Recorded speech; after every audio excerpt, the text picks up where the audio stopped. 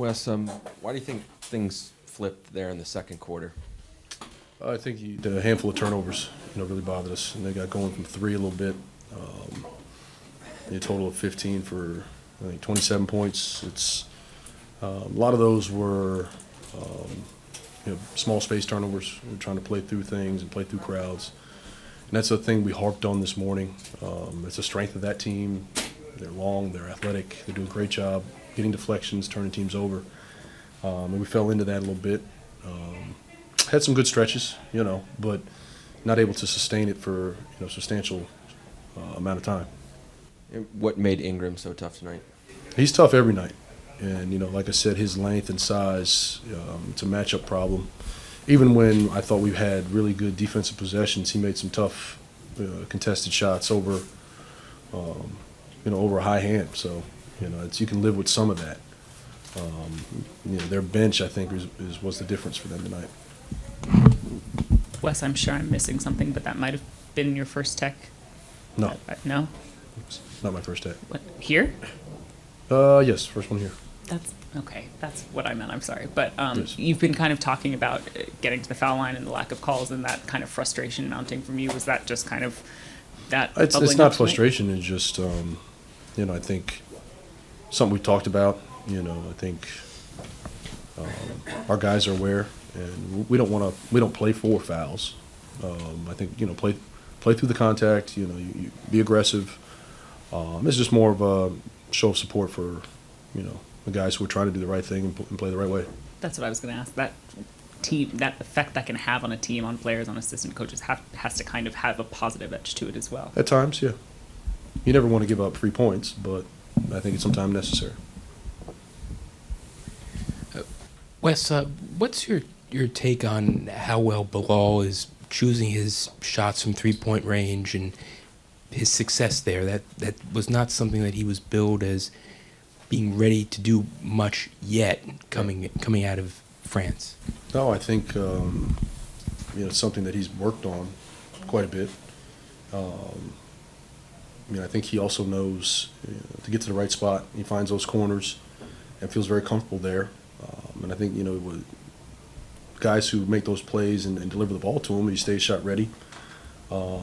That's a good shot for us, and that's something that we prioritize to be, down and ready. Don't hesitate. I think at times the other night in Philly he hesitated a bit, but to see him just let it fly, find a rhythm, I think that's positive. Coach, 𝗙𝗢𝗟𝗧𝗡 from Israel. Deni Avdija has played his heart out this year, averaging career numbers. What has impressed you the most about his growth this season? He's shown tremendous growth in his poise. I thought at times in the past he could get sped up a bit. He's doing a much better job of being under control while still being able to play downhill, play with force, make plays in the paint, score and finish through contact, get to the free throw line. Those are added layers, and I think he's showing more consistency with his three ball. I think that opens the floor for him. Thank you. Mm-hmm. Coach, the run early in the game, started off 18-4. Is that the kind of free-flowing kind of motion that you guys are looking for offensively, and what kind of, I guess, do you have to continue to do to keep that going? Well, I think we got a little lucky there in that first quarter. They missed 4 or 5 layups, shots that they probably wouldn't ordinarily do. But to your point about the tempo, that's going to be a strength of ours, and it has been all season. I think we're still top 2 or 3 in overall pace, but when we get stops and we have the ability to get out and run, it's one of our strengths. We're up there, I think, top 5 in fast break points. So we know the quicker we can initiate offense, kick that ball ahead and put as much pressure on the defense early in the possession, it's good for us.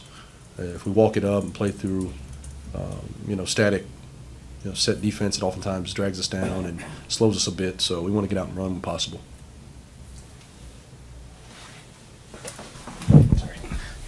Coach, 𝗙𝗢𝗟𝗡 played almost 32 minutes tonight. He's still a rookie. What do you expect from him this season?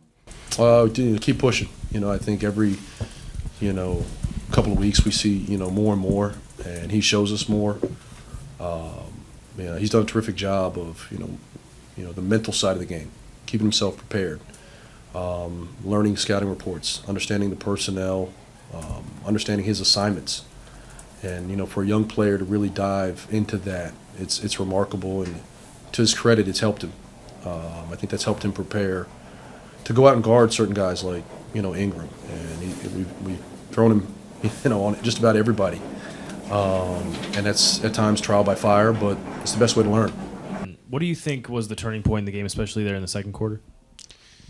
I think they went on a little bit of run. I think we had this game, honestly. I mean, it's always like there's some games that we're so close and like we're missing something that it turns around and then we look up. It's like the game is so like out of hand. So I don't know exactly what it is, but I felt like they went on a little bit of run that frustrated us a little bit, and I think that's the reason that happened. Yeah. You seem to be piecing together a lot of consecutive good performances. So is it hard for you to have personal success on the floor when the team might be struggling? I think I'm doing my best, but I don't know if I can call it success. Maybe I can do more to help the team. Maybe there's things that I need to be better, whether it's defensively or offensively, be more aggressive, and help the guys that are a little bit younger. But other than that, like, honestly, for me, even though I have good performances, you know, I came from a culture that, like, it's all about winning. And for me to have this kind of, like, same mantra and same results over and over again, it's kind of frustrating. But, you know, like, we're built from good materials, and I feel like it's only going to get us better and stronger, so it'll be all right. It seemed like you guys would, you know, in the second half, you guys would get it to 8, get it to 6, get it to 10, but you couldn't string together like 3 stops in a row, 4 stops in a row. What kind of has to change for you to be able to do that? I think it was just, I think it's our defense. I mean, we stopped talking. I mean, sometimes we run down the floor and we shoot bad shots, and they go on a run, and then like we get panicked a little bit, and feel like we got to slow down a little bit sometimes. And as I said, we're talented. We had a lot of games in hand, but we're just gonna need to know how to get over the hump. It feels like from the outside looking in, your half-court game is getting more and more comfortable as the days go forward. Can you walk me through that behind-the-head pass to Corey in the corner? I don't really like to talk about myself, but I feel like I have a good court vision and understanding of where everybody stands at all times. I can really see the court well, and I felt like as soon as I took the cut, I knew that when I saw Corey's player committing and my player going to Corey, I automatically threw it behind my head. I knew he was there because I saw him with my vision. And, you know, sometimes it's just like sparks out of me. I don't know why. But I think as I get more and more comfortable and get more and more aggressive and really be better with my game, I feel like it's going to be more often, hopefully. Deni, you mentioned the frustration. How tough is it to not let that frustration kind of get to you in a game like tonight where you get off to a good start and then the second quarter? How tough is it to, like, not let the mindset of, okay, here we go again, set in? It's tough. Honestly, like, you automatically, like, think about it, and, like, sometimes it's, like, wear you down, I'll be honest. But, I mean, at this point, it happened so many times, we only can learn from it and understand that, like, we're good. I mean, we just got to keep competing. Like, if it was me, like, I won't look at the score. Honestly, I feel like a lot of times, like, they go on a run, and then I look, and a lot of players look up in the score, and me including sometimes, look up at the score and be like, dang, like, this game's almost over. You know what I'm saying? And, like, we don't really want to be thinking like that. So I feel like we're learning and we're getting better, and people mentally doing better too.